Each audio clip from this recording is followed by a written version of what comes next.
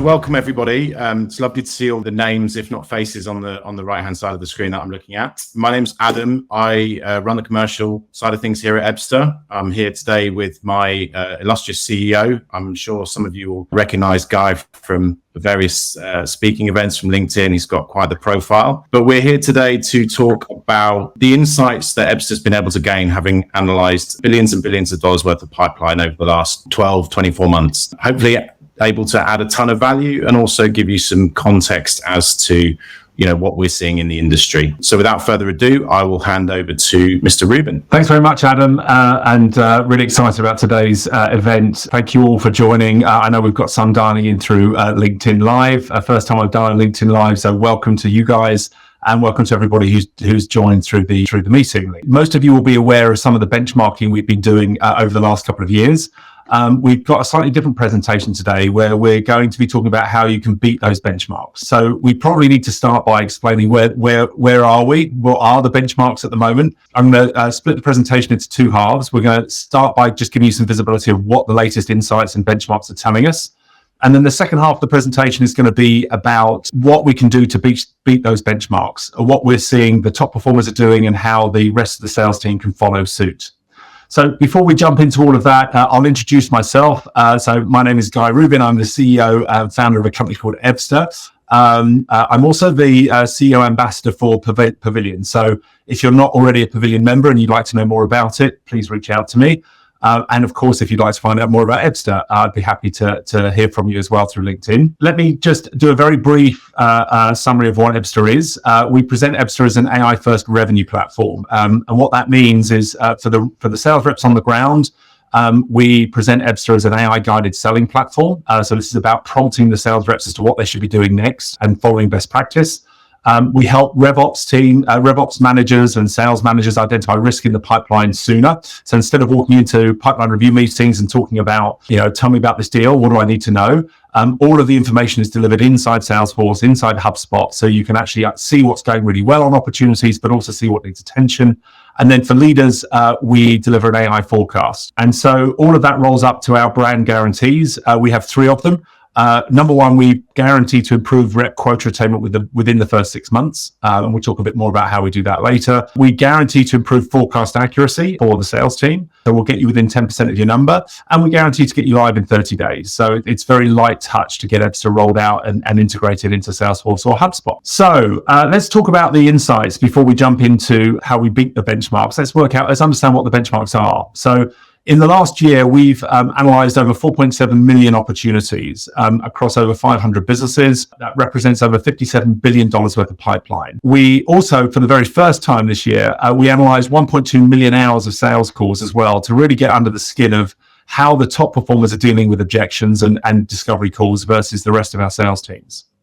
Now, at this point, what I'd say is if you've got questions as we go through the dashboards and the slideshow, please put them in the chat, and hopefully Adam will join us and jump in on any specific questions as they come up. So, but do throw them in the chat, and we'll pick them up as we can. So, before we talk about where we are today, let's talk about what the numbers look like at the beginning of the year. So with the B2B benchmark report that perhaps a lot of you already downloaded. Where at the beginning of the year in January, what we saw was that in the previous 12 months, we saw win rates drop quite dramatically. We saw deal values drop as well, and sales cycles increase. So 2023 was a really tough year for most. Rep quota attainment was really quite low. So 69% of reps were missing quota. We saw this delta between the top performers and the rest of our sales team increase to nearly 9 times. And slippage was a big issue. We were seeing nearly half of deals were slipping past their anticipated close dates. So that was the state of the market as we entered 2024. As we move into 2024 and look at the first half of the year, we were really quite surprised by how big the delta, how much it changed. So we decided to run the report again. And as we look at the data for the first half of the year, it doesn't make very pretty reading. So that this delta between those top and bottom performers had grown even further. So we see it at over 10x now in what we call velocity, with just a quarter of A's now hitting quota in the first half of the year. And deal slippage is actually reduced quite dramatically, but that doesn't necessarily tell us the whole story. So sales team's performance of the first half of the year was really challenging. So as we dive into those numbers in a bit more detail, what we see is that average sales cycles actually increased in the first 6 months of the year, and win rates had dropped as well. But there is some good news here. We saw deal values increase again. So when we look at the data, we can see that at the end of last year, there was almost a fire sale going on in technology sales businesses. Deals were being cut at all sorts of prices just to get them over the line. And it feels like there's a lot more resilience in our pricing over the first 6 months of this year. So average deal values have increased by 7%. We can also see that the volume of deals slipped has dropped quite dramatically over the first 6 months, but that doesn't tell us the whole story. When we look at the deal slippage, when we try and understand the number in a bit more detail, what we can see is that in the first quarter, we let nearly 10% of our reps go. Right, so the AEs that weren't performing in 2023, we saw 9% of those reps being moved on in the first quarter. And my gut feel when we looked at the numbers is that slippage actually increased slightly in the first quarter, but then when we got rid of the AEs that weren't performing, we can see that their pipeline was probably removed as well because it wasn't real, and so we saw that slippage number drop dramatically. Now, in the second quarter of this year, we saw that the volume of reps actually increased. So we saw a big recruitment drive in the second quarter. So our sales teams actually grew by 18%.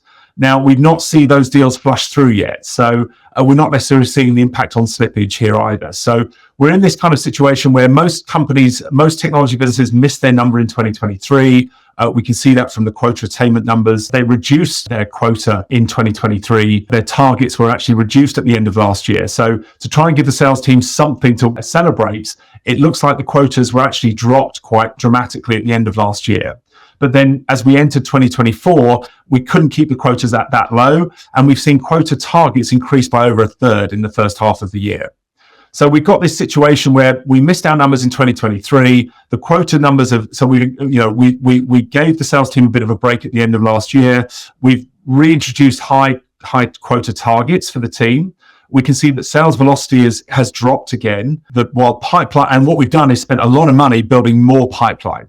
So we've created lots more pipeline for the sales teams to go after because we missed our target last year. We know what our conversion rates happened to be last year, and we just assumed that, well, if we spend more on marketing, generate a load more leads, we'll hire a load more salespeople, and that's the way we're going to hit our target this year. And I wish it was as simple as that, but as we jump into the numbers, we'll see that's not necessarily the case.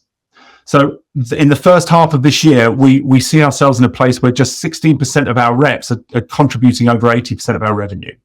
So there's a huge delta now where our top performers are almost hold the business to ransom because they're outperforming the rest of our sales teams by such a margin.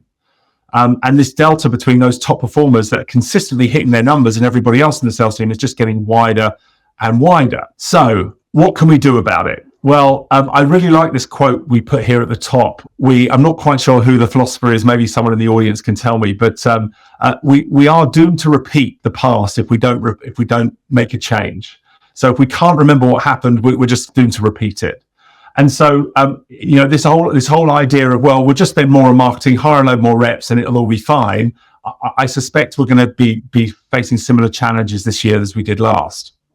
So for the rest of this presentation, I'm really going to focus on what we can do to replicate the success of those top performers, the 25% of reps that are hitting quota. Now, before we go any further, we've got a few very quick questions for the community. So we're going to pop those up on your screen. And hopefully you'll be able to see a quick little survey popping up. Let's see if that comes up. So we'd love you to tell us, just keen to understand from the people that are here today, what CRM are you using? We'd also love to know, the second question we're going to bring up as well is asking you how many salespeople you've got in your sales team.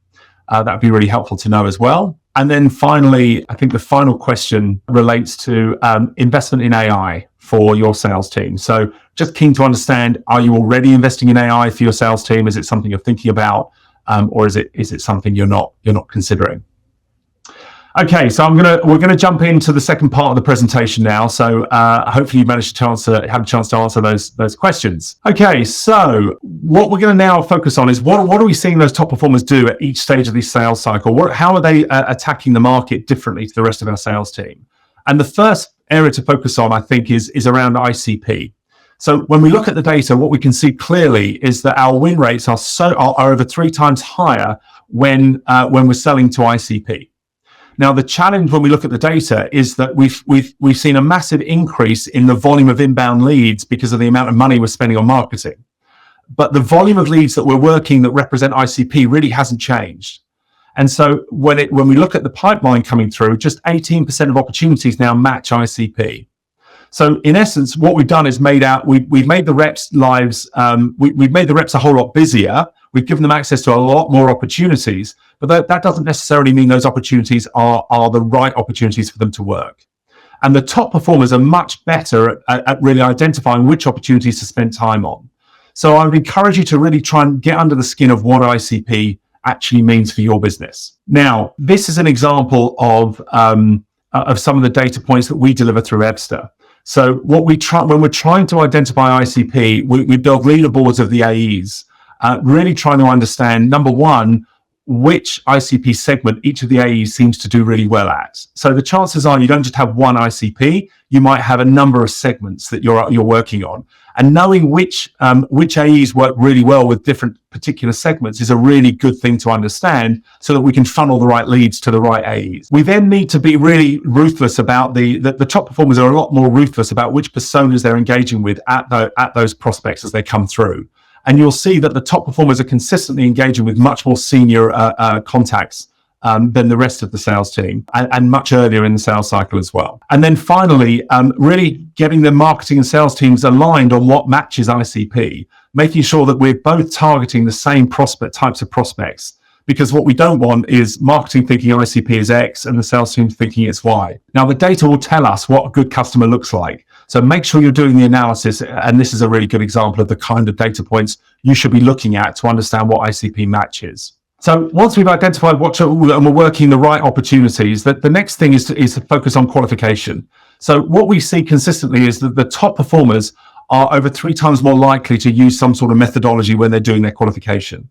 Now, they may not be recording it in the CRM. We've seen that's been a massive challenge, actually, not just getting the reps to actually do the qualification, but getting them to record the fact they've done it as well is another big challenge. And we'll talk about that in a minute.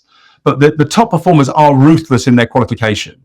In fact, we are seeing consistently that the top performers are closing 30% of their opportunities off as lost at that discovery phase. So slightly counterintuitive, because as sales leaders, we're trying to make sure that the sales reps had enough pipeline to hit their quota number. But actually, what we really want to be doing is encouraging them to close off that 30% of opportunities at that discovery phase. Now, that can be quite difficult if they don't have enough pipeline to work on. So encouraging them to use a qualification methodology is absolutely key. But we're still seeing that over 2/3 of deals move past the qualification stage without being qualified correctly. So it's the quickest thing you can do to actually have a big impact on win rates. And it's hidden, because deals that close lost at the later stages, the chances are the reason they close lost is actually not of what happened in that stage, but it's the fact that they were never really qualified in the first place correctly. Now we've understood that we need to qualify. So how do we do it? So what I've done here is we've given you a few examples of the way we do it here at Ebsta. So the first thing we need to do is pick a methodology. Now, for what it's worth, it doesn't seem to make a big difference as to which methodology you use. Try and keep it as simple as you possibly can, but try and have everybody doing it in a consistent format. So if you're using Medic or Bant or Spiced or MedPick, whichever methodology you choose to use, get it into your systems and get them using it consistently. Now, as I mentioned earlier, one of the big challenges is actually getting people to capture that information. But the good news is AI can do that a whole lot more consistently than the sales reps can themselves. So plugging something like Ebsta into all of your previous call recordings, whether you're using a Gong or a Zoom or a Teams, it doesn't really matter. But we want access to those call recordings so that we can analyze them and auto-populate into Salesforce or into HubSpot the qualification methodology. And we can actually score it so that you can actually set a gate or a trigger in place to say, look, you don't get to lead discovery unless you hit a certain number of points in the way you've qualified the customer. And the rep only needs 1 or 2 red thumbs downs before they decide to do a better job at the way they do their qualification. Adam, have you had any experience in this area? What are your thoughts on this? One of the tough things about driving adoption of any methodology that you use, whether it's a sales methodology or other frameworks, it's about making it visible and easy for everybody to align to. And I think one of the big takeaways from using Ebsta, personally, and what I've seen through other customers, is that ability to drive everybody in the organization automatically has eyes on that how well qualified is every single opportunity. And it locks leaders into helping their reps become better that are struggling with qualification. It highlights risk so that when that comes to forecasting, when that comes to submitting, your predictions for the quarter and for the month, depending on how you forecast, you really have much more visibility, much more data, much more insight to be able to make better decisions quicker. And I think that's one of the biggest things that Ebsta provides. I appreciate that. Yeah, I think the key here is that salespeople have got a very limited capacity for learning, and the mistake we keep making is encouraging them, is using that limited capacity for learning to teach them things that AI can do better than they can. And this is a great example of that. The AI can't build a relationship with your prospect. The AI can't ask the right questions, but what it can do is when the questions have been asked, it can extract that information. It can identify all the objections that the customer raised on the call, and it can put it into fields in Salesforce or HubSpot and allow you to then report on it.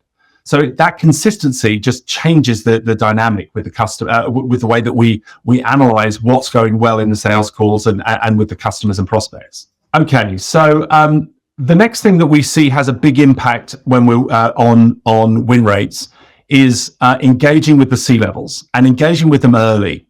One of the key mistakes you can see here on the low performers is that they wait until much later in the sales process to get engagement with the right stakeholders. The other thing you can see here is so it's not only is the top performers engaging with the C-suite much earlier in the sales process, but they're also able to get a lot more engagement with those C-levels. Now, at this point, it's worth understanding at Ebsta, we score every relationship your business has, even if they've never made it into your CRM. So every contact anyone in the business has ever exchanged an email with or had a meeting with, we're going to build a profile for that contact, get that into Salesforce, and score the level of that relationship, the strength of that engagement. And so that allows us to do these types of reports where you can see here that the top performers are consistently getting a lot more engagement a lot earlier in the sales process. So we know that when we get a good example of this is we know that the win rates drop by 40% when we don't engage the C-levels until much later in the sales process. We also know from a positive perspective that if you can, that in today's world, we have to get high levels of engagement with the finance persona in the sales process, and again, much earlier. So if you've got a finance persona, more often than not, we now all need to accept the fact that there is a finance persona we need to engage with, but don't wait until you're presenting back your solution to get them engaged. They want the same ROI as your buyer. And if you can get them on that journey sooner, then you're much more likely to close the deal. So they're a key persona that you shouldn't forget, and they can be a key supporter if you get them on board early enough. So how do we do that here at Ebsta? Well, by analyzing, by fixing all the dirty data in Salesforce and all the opportunities that you've closed, won, and lost in the past, and putting all the contacts you engaged with on those opportunities back into the opportunity records that have closed in the past, we're then uniquely placed to do the analysis. We can understand specifically which personas we should be engaging with at each stage of the sales cycle to achieve the best outcome. And we can then coach the reps as to which personas or how multi-threaded they need to be at every stage of the sales cycle. Now, if you're not reporting on this information, then you're flying blind. So coaching and training those reps on focusing on the right personas at the right stage of the sales process is absolutely key. Automating the scoring and the mapping of those relationships into the opportunity means that the rep no longer has any admin to do. And so you as a leader have full visibility of what they actually need to learn or who they should be engaging with. And then including in the gates and triggers that move opportunities from one stage to the next, include specific personas that you want the team to have engagement with. So in Ebsta, for example, we insist that the sales team have at least one commercial leader plus a C-level actively engaged before they're allowed to move forward through the rest of the sales process. So work out which personas are key to you and which ones have the best positive impact on win rates. Now, understanding the objections that are being raised is absolutely key. And what's really interesting is looking at the way top performers deal with those objections differently to the rest of our sales teams. So the top performers are actively leaning into the objections around ROI, for example. We know that if ROI isn't discussed until the later stages, our win rates are 2/3 lower. So the top performers are discussing ROI much earlier in the sales cycle. Even in the discovery phase, they're talking to the customer about, look, I know you've got 7 other projects on right now. Where does this sit in your priorities? What kind of ROI are you expecting on this project? If we can deliver that, is it a high enough priority for us to actually go through this process together? And so it becomes a consensus, and the top performers are perceived as expert advisors by their buyers, rather than just an annoying salesperson. So train our, I mentioned earlier this idea that the sales team have got a very limited capacity for learning. Let's use that limited capacity for learning, not to teach them how to do the admin that the AI could do better than they can, but instead use that to focus on training them on how to deal with objections. So when we look at how we do it here at Ebsta, we automate the capture of the objections from the call recordings, and we populate those into Salesforce fields or perhaps into deal rooms in Slack, so that you're able to see and collate all of the objections that the customers are raising in a consistent format. And you can start to see if a specific type of objection starts to increase, where we might need to do a bit more training, for example. So again, if you're not seeing it, if you're not capturing it, if you're not reporting on it, it's very difficult to have a positive impact on it. So really important to pick out what objections are being raised and when. Adam, you've got something to share on this one? Yeah, I think the insights are really, really powerful, but it's how we use the insights, right? And as you can see, by making, using Slack channels, using clip and share, we've made it very, very easy for people to get the right information into the right hands of others in the organization. Everyone's very, very busy, but in a click of a button or a share of an automated trigger inside Slack, I can pull Guy into a deal. And I think there's a question that's popped up in the chat, which is what are the differences in practices and tactics that allow top performers to engage at C-level much earlier? From my experience and the way that we run in Ebsta, my best reps have a direct line to Guy and have a direct line to me, and they're constantly asking, how can we use senior relationships across the organization to drive engagement and help broker introductions and facilitate conversations. And that's one thing that we do that's sort of tactical, but it's about having the insight and from a rep point of view, being the quarterback, using the information that Ebsta's giving you, and then networking internally to broker the right conversations and use the relationships that the senior leadership that tend to have. So I just thought I'd drop in and add that. Yeah, I think that's a great point. So yeah, use your own C-levels to engage with the customer's C-levels. That's always a good idea. But ultimately, you own your sales process. And if you're not allowed to move to the next stage or invest time with your solution engineers or your finance or legal departments until you've got certain levels of buy-in, then of course you're in a position where you can insist upon it and explain, look, this is our process. We know this is the right way to go. So, can we find a way of getting these individuals engaged? And I think as long as you as long as you explain that to the customer, there's always a good way of trying to get them to agree to effectively a buying plan or a close plan that has buy-in from specific stakeholders as we go. Okay, so moving into the next phase, one of the things we all recognize is that time kills all deals. But it's really important to understand the influence of slippage on your specific pipeline. And it may well be different for different types of deals that you're working on. So SMB, mid-market, or enterprise will have a massive different impact, or different ticket size products might have, time might have a different impact on those win rates. But really understanding is absolutely key. We had a customer recently where when deals slipped past 12 weeks over their anticipated close date, the win rate was down to less than 2%. But they had over 100 opportunities that had slipped that far. And because they didn't know that the win rates were that low, they continue to allow the reps to have them in their pipeline. So it's really important to understand the impact of slippage on win rates for your specific business. As a generic response, we can see that once deals slip up to between 1 and 4 weeks, the average deal win rates will decline by a third, which is kind of acceptable. But once they slip on average, once deals slip past a month, you're going to lose 2/3 of those opportunities, or the win rate drops by 2/3. So really understand the influence of time on win rates is absolutely key to this exercise. And that really comes down to the way we do our pipeline reviews. And I know Adam spends a lot of time doing these pipeline review meetings. So, but really important that we have a consistent approach to pipeline reviews. And this idea of walking into a pipeline review meeting and just going, well, tell me about your deals, that doesn't serve anybody. Because number one, the rep is just going to talk about the stuff that's going well, and that doesn't help us. And number two, you're just going to hear, it's just going to be a narrative of kind of what their perception of the deal is. And what we really need to do is just get into the data.